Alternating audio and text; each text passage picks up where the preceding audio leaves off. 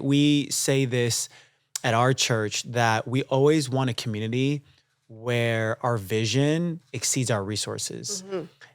That's called the God gap. That's called, let's make it really practical, the generosity gap. Yes. You want to make sure that you are communicating a vision that is compelling.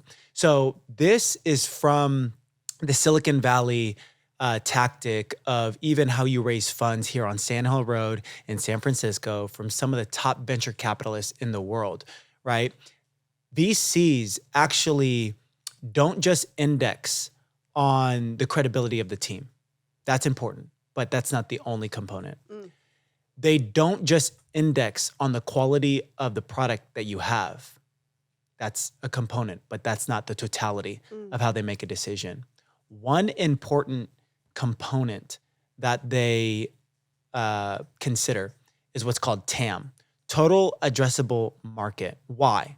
Because the way the math works out for venture capitalists is that if they invest X amount of money to get 10 to 20% of your company, and if they do that 10 times over with 9 other companies, likely 8 or 9 of those 10 companies that they invested in is likely going to go to zero. They're literally going to lose all of their money, right? And so what needs to happen to be able to what they call return their fund? 1 or 2 of them have to go big. They can't be mediocre. So if they invested $1 million, they're not looking for $2 million back. They're not looking for 2x. Minimum, they're probably looking for $10 million back, a 10x.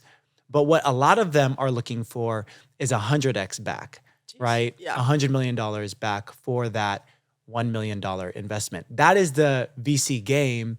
And that's why it's very risky, but it works out mathematically because a couple times statistically, if they're doing their investing game right, they are going to, quote unquote, hit it big, right? Okay. So, to oversimplify it, what does it mean to hit it big?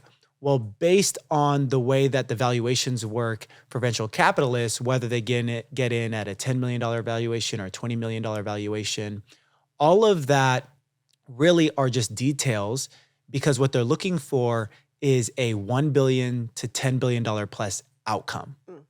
So what does that mean? Even if you have the most prolific founder, the most prolific team, the most epic product, but they don't believe that this is going to be able to be a $1 billion company, or if it's a consumer product, reach 100 million people, 1 billion people, they literally cannot mathematically invest. Wow. Okay, why am I saying that? Because in the same way, a church, obviously, we're not providing people a return on investment, but our mindset should be we're providing people a return on impact. Do you have a $1 billion idea? Do you have an idea, a vision, a call to arms that is on the magnitude of a $1 billion impact? And that doesn't necessarily need to be measured monetarily, but that could be measured in your reach in community. That could be measured by your influence in a society. That could be measured by ways that you want to fundamentally change and shift certain policies and certain programs and certain ways to reach people for the gospel of Jesus. That's the realm it needs to be if you're going to truly unlock unprecedented amounts of generosity.